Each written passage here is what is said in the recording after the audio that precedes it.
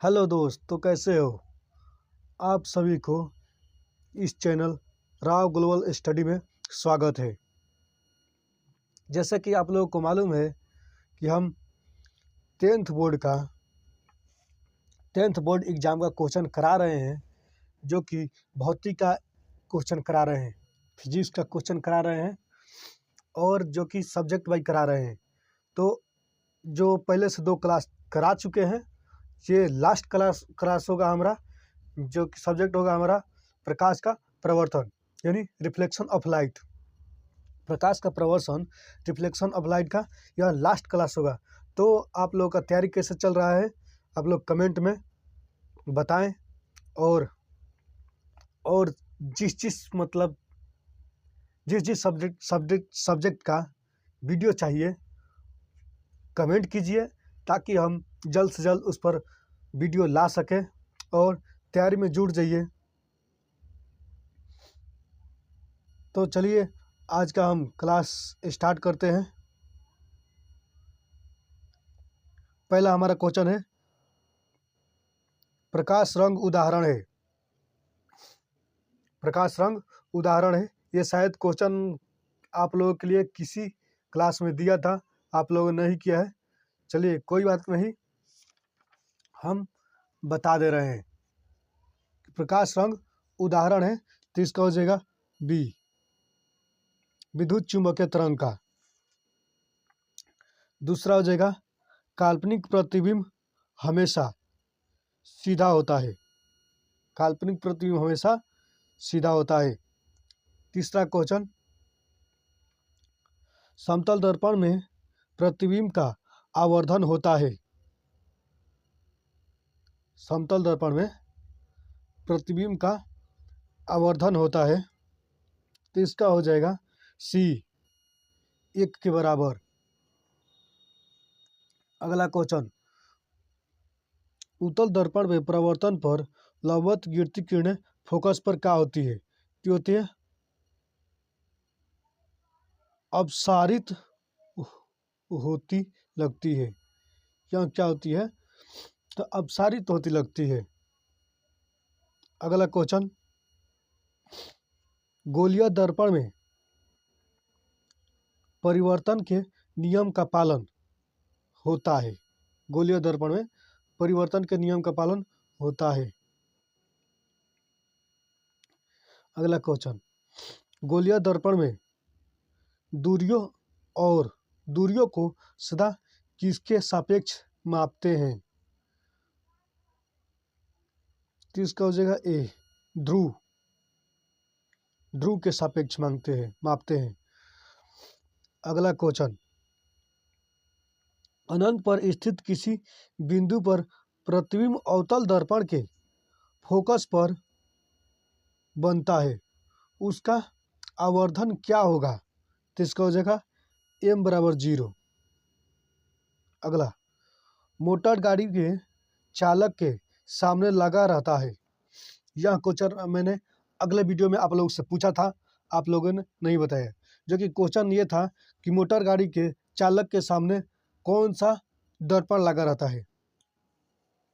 तो इसका हो जाएगा डी, उत्तल दर्पण। किसी अवतल दर्पण द्वारा आभासी, काल्पनिक व सीधा और आवर्धित प्रतिबिंब तब बनता है जब वस्तु बिंब की स्थिति होती है। तो इसका जो आंसर हो जाएगा वो हो जाएगा डी। क्या हो जाएगा? दर्पण और ध्रुव और उसके फोकस के बीच। अगला क्वेश्चन, एक अवतल दर्पण में वस्तु बिंब की स्थिति फोकस और ध्रुव के बीच हो तो प्राप्त प्रतिबिंब होता है। तो इसका हो जाएगा आंसर सी, आभासी, काल्पनिक और बड़ा। आभासी, काल्पनिक और बड़ा हो जाएगा। अगला क्वेश्चन, अवतल दर्पण की फोकस दूरी उसकी वक्रता त्रिज्या की पूछ रहा है। अवतल दर्पण की फोकस दूरी उसकी वक्रता त्रिज्या की क्या होती है?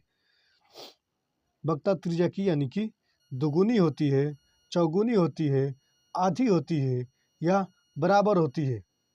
यह पूछ रहा है। तो इसका आंसर हो जाएगा बी। कहाँ पर स्थित होने से वस्तु का प्रतिबिंब अवतल दर्पण के फोकस पर बनता है। पूछ रहा है कहाँ पर स्थित होने से वस्तु का प्रतिबिंब फोकस पर बनता है। तो इसका हो जाएगा अनंत पर। इसका आंसर अनंत पर। अगला, निम्नलिखित में किसके द्वारा एक बिंब स्रोत से समांतर किरण पुंज मिलता है। तो इसका हो जाएगा ए हो जाएगा अवतल दर्पण। अगला क्वेश्चन, वस्तु से छोटा और आभासी प्रतिबिंब इनमें किस दर्पण से प्राप्त होता है। तो इसका हो जाएगा आंसर उत्तल दर्पण।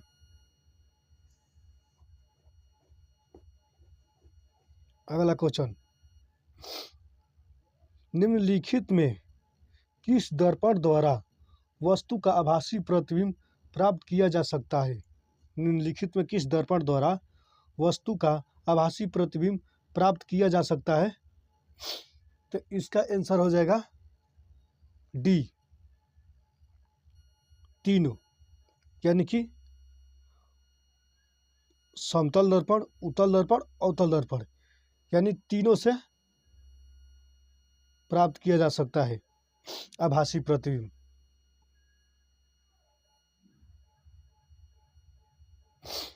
अगला लास्ट क्वेश्चन इस सब्जेक्ट का, जो कि है रिफ्लेक्शन ऑफ लाइट, यानी इस क्वेश्चन का, इस सब्जेक्ट का, सिलेबस का, सब्जेक्ट का ये लास्ट क्वेश्चन है। अगला जो हमारा क्वेश्चन होगा वो होगा प्रकाश का अपवर्तन, यानी प्रकाश का अपवर्तन यानी रिफ्रैक्शन ऑफ लाइट। तो ये क्वेश्चन क्या कर रहा है, ये क्वेश्चन पूछ रहा है परावर्तन का कोण होता है। तो इसका हो जाएगा डी, परावर्तन का कोण होता है डी, परिवर्तित किरण और दर्पण की सतह पर खींचे गए अभिलंब के बीच का कोण। इसका हो जाएगा ये वाला डी, बिल्कुल सही। तो आप लोग से फिर से निवेदन है कि आप हमारे चैनल राव ग्लोबल स्टडी को लाइक कीजिए, कमेंट कीजिए और सब्सक्राइब कीजिए। और अगला जो हमारा फिजिक्स से यानी भौतिकी से क्लास चलेगा, उसमें जो सब्जेक्ट होगा 10th का, उसका होगा प्रकाश का अपवर्तन। तो चलिए फिर मिलते हैं अगले क्लास में। जय हिंद।